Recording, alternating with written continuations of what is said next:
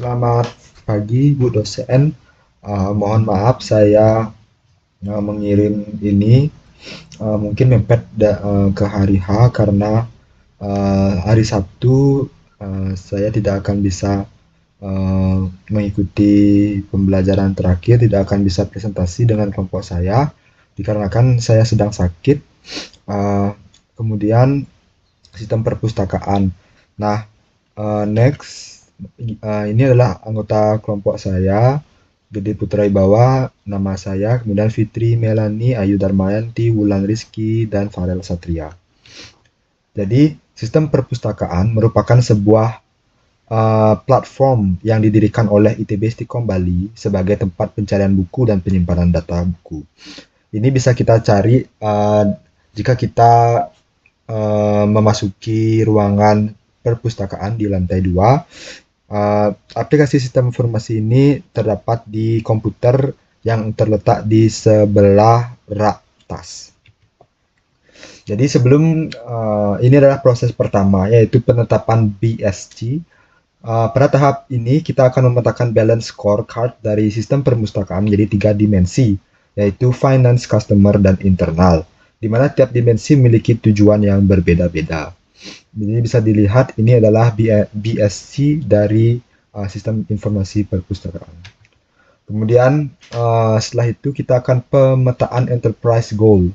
Jadi di antara uh, banyak enterprise goal yang tersedia, kami memilih 3. Yang pertama adalah financial, customer, dan internal. Financial itu kepatuhan dengan hukum dan peraturan eksternal. Kemudian customer, budaya layanan yang berorientasi pelanggan. Dan internal, optimalisasi fungsi proses bisnis. Pada tahap ini kita memetakan tujuan bisnis perusahaan berdasarkan BSC yang sudah kita tentukan sebelumnya. Kemudian next, ini adalah pemetaan IT related goals. Jadi ITRG, kita memilih 3 sama. Yang pertama adalah customer, BSC dimensionnya customer, nomor 8, yaitu penggunaan aplikasi informasi dan solusi teknologi yang memadai. Kemudian internal, nomor 14, tersedianya informasi yang andal dan berguna untuk pengambilan keputusan. Kemudian 15, internal lagi, BSC yang sama. TI mematuhi kebijakan internal. Jadi setelah kita memetakan tujuan bisnis perusahaan, kali ini kita akan memetakan juga tujuan bisnis perusahaan yang berhubungan dengan informasi teknologi.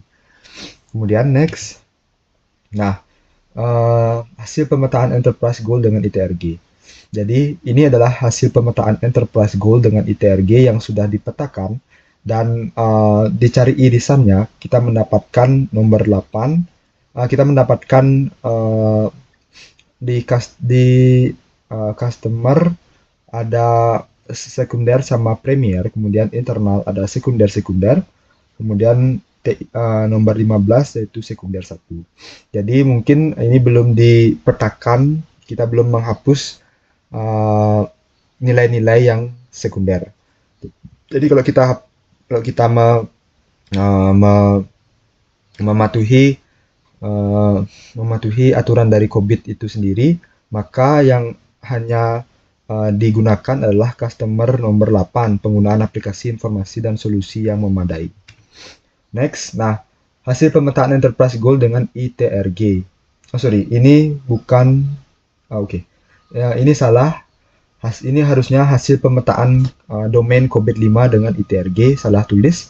Jadi pemetaan COVID-5 tujuan perusahaan untuk tujuan yang berkaitan dengan TI.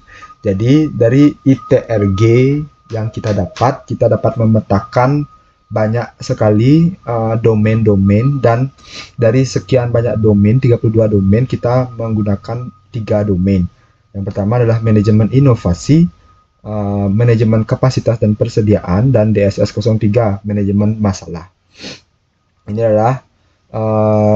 adalah domain-domain yang bernilai premier. Kami sudah memetakan yang sekunder-sekunder kami hapus dan tersisa 3 domain ini.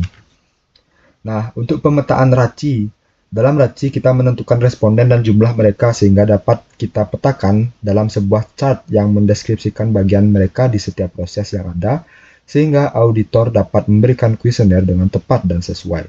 Jadi, Untuk raci ini sendiri kita menggunakan 1, 2, 3, 16 responden. Admin perpustakaan 1 orang, dosen 2 orang, mahasiswa lagi 13 orang. Kemudian di dalam APO 04, admin perpustakaan bertugas untuk responsible. Kemudian dosen sebagai maaf Bu, saya lupa C-nya itu apa. Tapi yang I itu inform. Jadi BAI 104 juga seperti itu. Admin perpustakaan jadi responsible. Dosen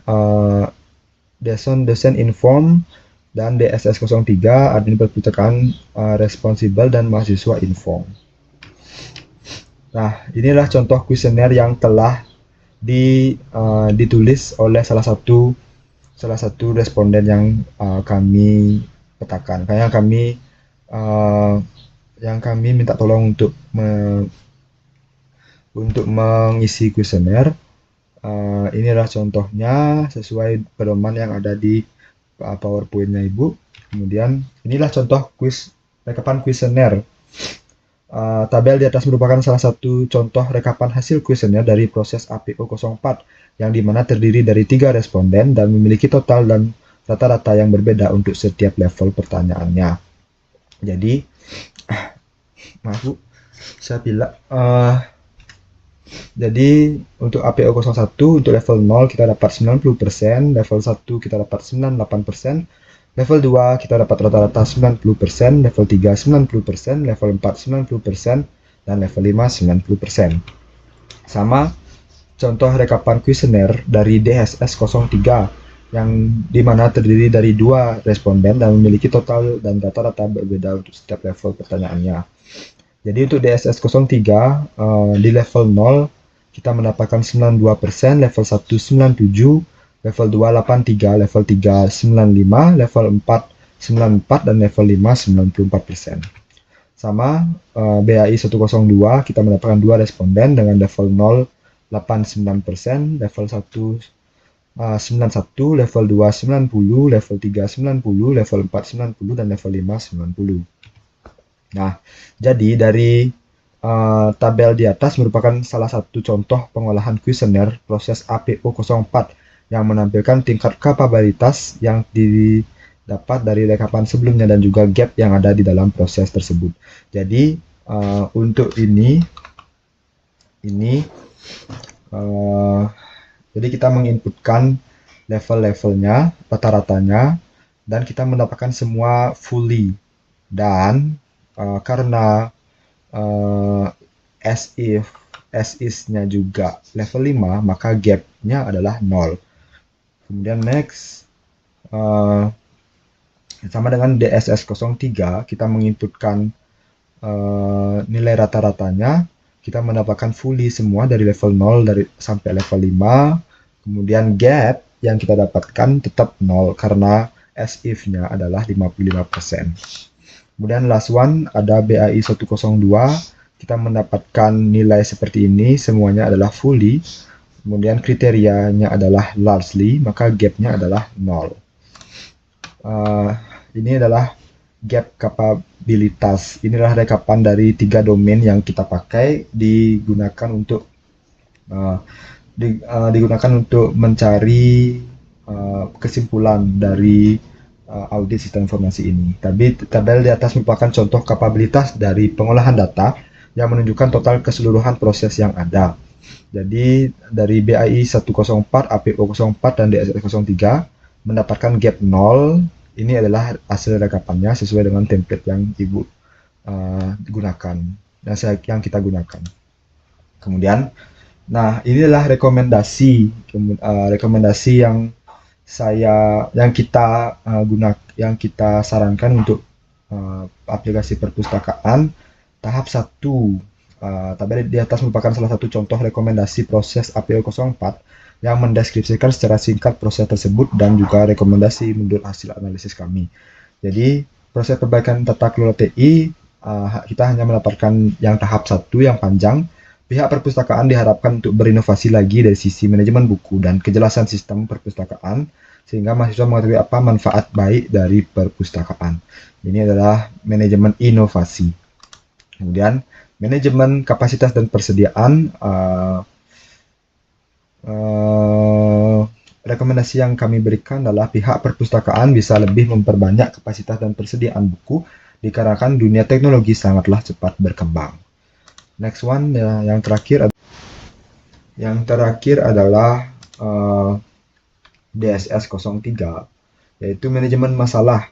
Pihak perpustakaan bisa lebih memperhatikan bug yang ada di dalam web perpustakaan seperti gagalnya login, gagalnya mencari buku, dan lain-lain. Sekian dari presentasi dari kami, yang mohon maaf sekali saya tidak bisa bergabung dengan kelompok saya untuk mempresentasikan hasil dari audit sistem informasi perpustakaan yang